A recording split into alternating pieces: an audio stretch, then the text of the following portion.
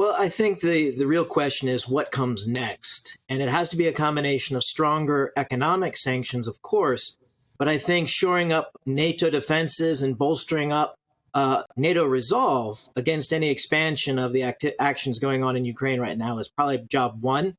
And that'll be what I'll be looking to see occurs.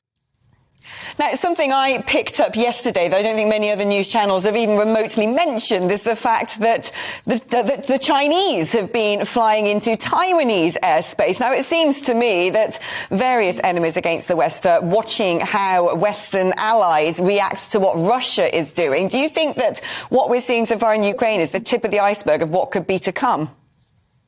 Certainly. I think we're entering into a season of crises, not just Ukraine. I think this is the beginning. The season or the water and the conditions in East Asia, specifically South China Sea and the waters around Taiwan, start to settle and making it more likely you could have a conflict or a scuffle with small boats and fishing trawlers like we've seen in the past. So we're definitely entering into a season of crisis in Asia as well. And these air incursions into Taiwanese airspace, we've seen this throughout all of last year in levels that are historic. It looks like we're about to pick back up where we left off just a few months ago. And much like Putin has positioned his forces over the last year, the Chinese likewise are conditioning their targets and conditioning their military for perhaps next steps. I certainly wouldn't discredit that is a distinct possibility.